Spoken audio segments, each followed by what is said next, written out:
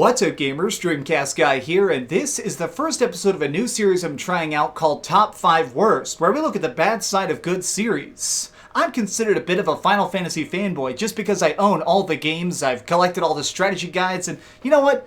I guess I am a little bit of a fanboy, but even I can admit that this series isn't perfect. So today, I want to look at the darker side of the franchise, the stuff that just doesn't quite live up to expectations. These are my picks of the top 5 worst Final Fantasies. Number 5. Dirge of Cerberus. It's incredibly difficult to try and pick a game to call the best Final Fantasy, but I think that most of us can agree that 7 probably helped the series get the mainstream appeal it needed to last this long. With its crazy haircuts, cool characters, and the epic villain Sephiroth, there was a lot to love. That's why it was quite shocking news when they announced that they would be doing a full-blown follow-up to 7 that takes place 3 years after the dramatic ending and focused on the vampire hero Vincent. Oh, and they also tried to make it into a shooter for some mind-boggling reason. Now, I'll be the first to say that change can be a good thing. In fact, as a franchise, Final Fantasy is well known for how brave they are for constantly reinventing their own gameplay, but this was a big step too far. The controls are flat-out garbage, and to top it off, the story is a confusing mess. Dirge of Cerberus may have sold decently, and yet, at this point, even Square Enix is trying to pretend it never happened. Number 4. Final Fantasy II. How do you improve on what some would call the most groundbreaking RPG of all time? Well, maybe by completely reworking the way we level up to make it utter nonsense and writing a plot that's really boring. Final Fantasy II on its own could almost stand as an alright game, but it's the fact that it follows the legendary FF1 that hurts it so much. Some core issues really hold it back from being better. For example, the awful conversation system. To make the long talking scenes a little bit more interactive, players must learn certain keywords and ask about them later. This essentially means that after a few missions, you're going to be scrolling through a painfully long list of keywords every single time you need the tiniest bit of information. Now, while this is a glaring flaw, it could have been interesting or at least bearable if the battles themselves function, but they just don't. What they did here is made it so each part of your stats level up individually. Now, what that means is, getting more health requires you to be hurt, stronger flame magic is gotten by spamming fire a million times over, and so on. This creates a terribly annoying loop of reaching new areas, grinding for hours to get each and every skill up individually before moving on and repeating it all again in a slightly different environment. This game quickly becomes torturous to play, and honestly, I would recommend that everybody, no matter how hardcore you are into the series, skip it. Number 3. Final Fantasy Mystic Quest. I've always believed that part of the joy that people get out of this incredible series is the cool combat. While each entry has its own twist on spells and weapons, there's a key thread that existed which just makes it fun to fight. Every encounter is thrilling because you're able to carefully take down opponents. Well, that is unless you're talking Mystic Quest, which feels like an extremely crappy version of a real Final Fantasy. Enemies are given almost no health and our heroes deal massive damage, so no matter what problems we face, they can easily be solved. Now, if that sounds like a minor issue, it's really not. This is a role-playing game made for babies. No, seriously, the developers were told that Americans are too stupid to understand complex RPGs, so they made this bare-bone experience to see if it would sell. In fact, in Japan, this game was even called Mystic Quest USA, just to let others know that this couldn't be considered a real challenge. To go along with this rushed, weak fighting, the adventure itself is horrible. Our character hardly speaks, there's no real world building, and a majority of the dungeons have the laziest names ever.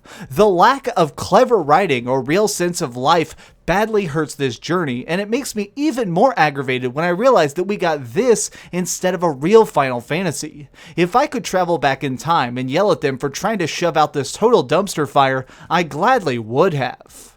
Number 2. Final Fantasy XIII.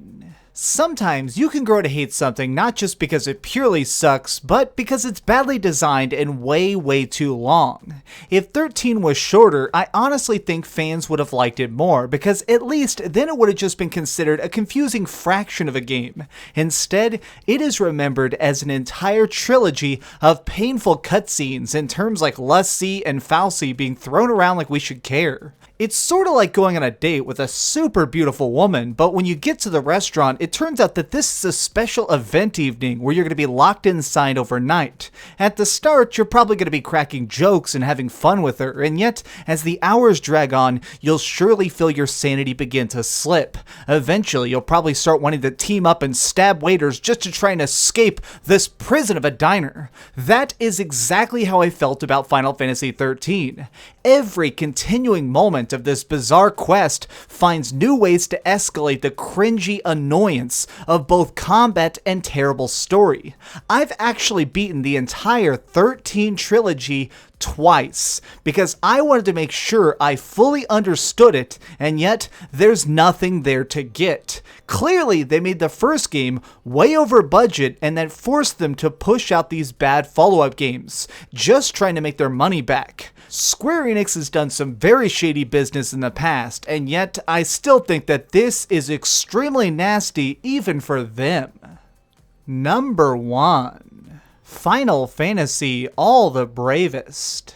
I make it a point not to talk about mobile games very often, since I consider them rather evil overall. Their tactics for getting money out of people are predatory in nature, and it just seems a little bit messed up to even really kind of mention them. But for once, we need to talk about it, because this is an absolute freaking travesty. Final Fantasy All the Bravest is a parasite that tries to infect the Final Fantasy community. It does the smallest amount possible in order to try and steal money from people who actually like this series. What it is basically a tap game. Now, even though there are tons of characters on screen, they all basically attack the same, and the way you do this is by touching it. This removes all the strategy, of course, but it also makes it where as your units get taken out one by one, since you can't cast magic to revive them, the only way to get troops back is to wait, or of course use paid hourglasses. This brings all your people back to life and makes you continue fighting, and for some bosses, it's basically mandatory. Now, say you're the kind of person who's just utterly in love with Final Fantasy, you're probably going to want to try and beat this, which means that in some way you're going to have to put up with this crap. If you want to get stronger, grinding is a bit difficult, but hey, there is a way to make it easier. You can get the heroes from the games we love. Names like Cloud and Jecht and everybody that we love so much is actually in this game. However, you don't really get to pick them when you pay for them. There's literally a screen that you just spend money on and you get a randomly assigned hero, and you don't know how strong they're going to be or anything. The only reason I'm even putting such a horrible travesty of an app on a real list like this is because Square Enix tries to pretend that they actually care about this game. They seriously pushed it hard, acting like this was going to be a main Final Fantasy experience on cell phones. It's not. Now, I will say that I really enjoy the fact that they actually put all the music we love and wrote more story and put sprites in it, but that is it.